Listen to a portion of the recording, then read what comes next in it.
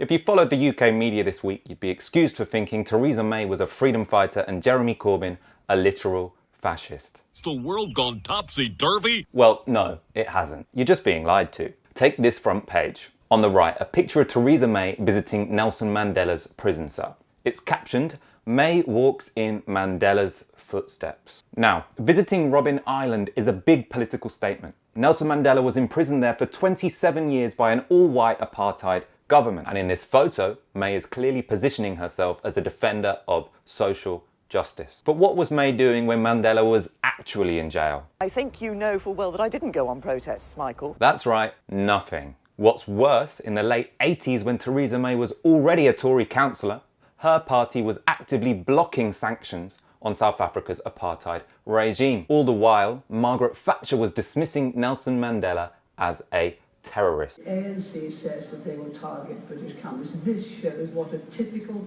terrorist organisation it is. Now, who was standing up against apartheid in the 1980s?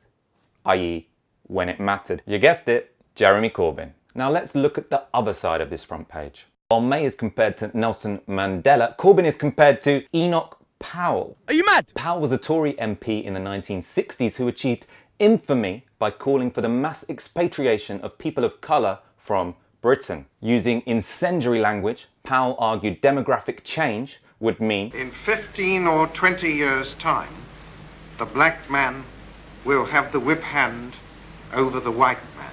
So what could Jeremy Corbyn have done to invite such a comparison? Did he, like Powell, tell migrants to go home? Oh no, that was Theresa May. What he did do was, in a speech in 2013, describe some pro-Israeli activists who had objected to a speech by the Palestinian ambassador as lacking in English irony. This was dutifully recorded by the thankfully silent Zionists who were in the audience on that occasion, and then came up and berated him afterwards for what he had said. They clearly have two problems. One is they don't want to study history, and secondly, having lived in this country for a very long time, probably all their lives, they don't understand English irony either. Perhaps a clumsy phrase, but rivers of blood, it most certainly is not. This bizarre comparison made the headlines because it was said by ex-Chief Rabbi Jonathan Sacks. And fair enough, with a job title like that, you might think this is a guy we should take seriously. But let's dig a little deeper. In 2017, Sacks was criticised for joining the March of the Flags, where Israeli extremists marched through Muslim areas of East Jerusalem, shouting things such as "Death to Arabs." Sacks also supports Israel's new nation-state law, which formalises Palestinian status as second-class citizens, i.e. Israeli apartheid.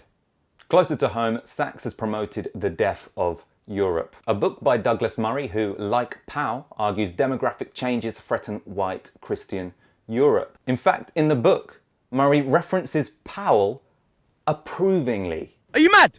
Fam! This context matters. It's not hard to imagine why a hard-right politician like Jonathan Sacks would try to undermine the electoral chances of an anti-racist, pro-Palestinian politician like Jeremy Corbyn.